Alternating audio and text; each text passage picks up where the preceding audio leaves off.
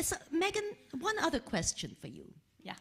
As a large provider of technology, how ready are you for the Section 508 refresh? Yeah, I mean, I And think how ready is the industry from your perspective? Right.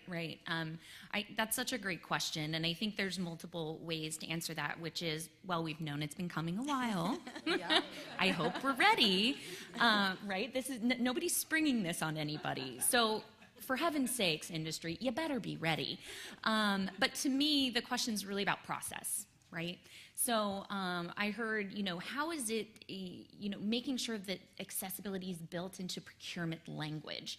Okay, they might hand you a VPAT, but how did they go about testing the products to produce that VPAT? Yep. So that's what I think the real question is. Are you ready?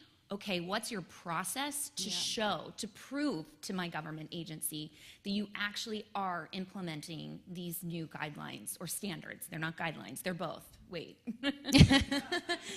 And from what I'm hearing from John and Dominic, that GSA and other agencies are not going to be letting the fox guard the chicken coop. They're going to be doing some independent validation like they are with the RFP procurement language itself, you know? And I think that goes back to, we have worked with the Department of Homeland Security, that idea of the trusted tester. Really looking at that code-based inspection to say, is this thing meeting the accessibility standards we need it to meet? And we thought, if the government thinks that's a good way to test product, then Microsoft is going to test product that way as well.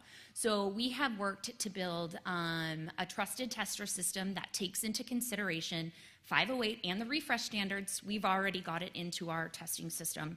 We've got WCAG 2.0, and we also have the EN 301-549, all built into our trusted tester system, in which a third party, now, I don't know if you have this experience, but you read that important document or that important email, and you come back the next day and you're like, oh my God, there was a typo in that.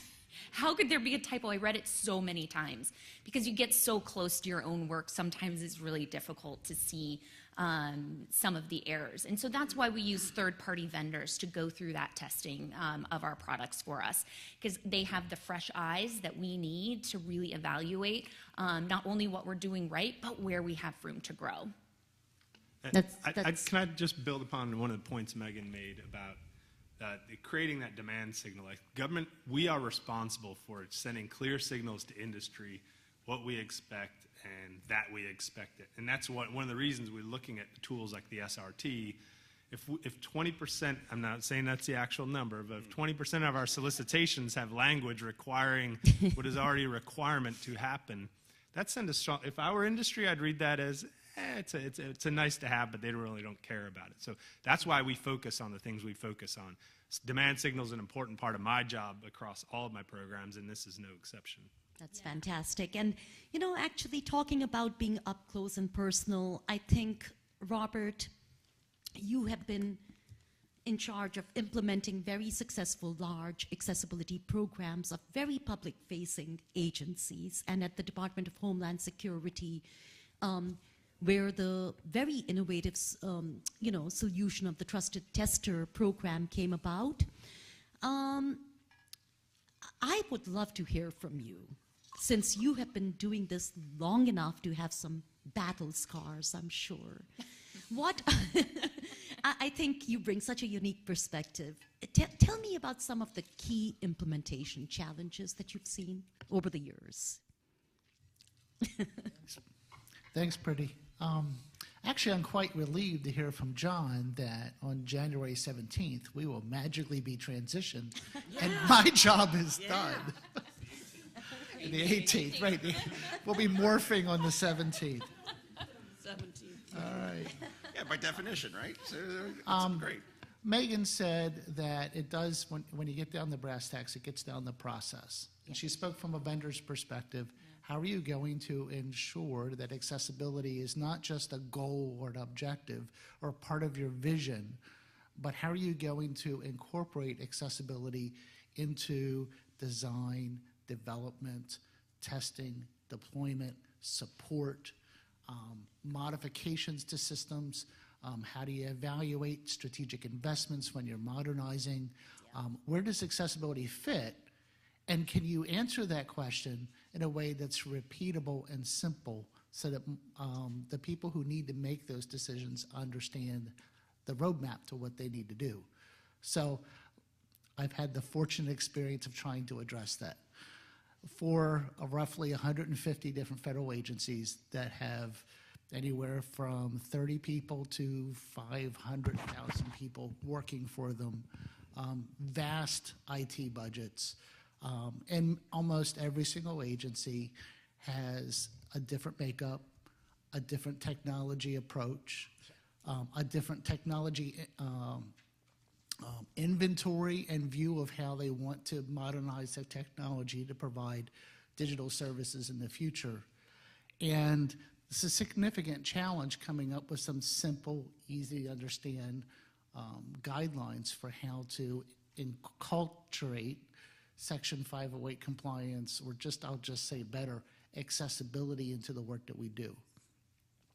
So we've been on a journey for several years. It's most recently materialized in the form of a government-wide work group that we've worked with GSA, the Access Board, and the Federal CIO Council to lead to develop that roadmap for the government, and it's published, and it's available online right now. And for all of you who are in government, who are looking for an answer, what am I going to do with this? How do I go from where I am today to where I need to be to implement a new set of accessibility standards? There's a really great starting point available, and I'm going to talk to you a little bit about that. So the first thing that we did was we developed a resource to define what is an accessibility program. If you go to a college or university and say, I want to major in accessibility, there are very few that have an answer to that. There isn't a training program to be an accessibility specialist, just like there aren't real training programs that are just beginning to be developed to be a data scientist. It's a very specialized field. And for all of you who are here, who are involved with it, you know what I'm saying. So we defined something called the IT Accessibility Playbook. That's 12 plays that defines what an accessibility program does, what a mature accessibility program can do, and what are the major components. So that gives us a foundation. From that foundation, we asked the question, how do I transition to the new standards in a way that supports the development and growth of a mature program? So we first need to develop a roadmap of what are the core elements that you start with, and then how do you evolve, what's the next step? So we created something called the Section 508 roadmap. And it ties to the playbook and also identifies specific parts of the new standards that are different from what was required before, and additional steps that we need to figure out how to address in the government. Okay, one of the first things that we've had to do is answer the question again, is this covered by the new standards, and how? I remember when I first started in this industry 14 years ago, I went to a conference that Helen had set up for us, and I noticed that for 2 hours, people who were accessibility program managers would sit around the table and ask the question, is it IT, and what standards apply? And we actually have to go back to that again, because the federal government is not used to looking at WCAG and not used to looking at the new standards and determining what they have to do. How has the minimum bar moved? And then what can you do that's beyond what the minimum bar is based on best practices that we've learned over the past 18 years? So we put together a guideline that's written for people who don't have a technology background to answer those questions. Why is that important? Most people who are involved in IT procurement don't know much about the technology workings of the products that they're trying to buy. They know that they have a technical staff to put together some requirements, but they're responsible for putting together contract language and managing the acquisition process, which is a separate discipline. Those are the folks who are writing contract language. So we had to figure out a way to help the actual people who were involved with government IT procurement to determine what were the accurate listing of standards that applied to what they were purchasing. That's at the beginning of the process. We also wanted to help development managers for projects that were being done inside the government to go through that same process.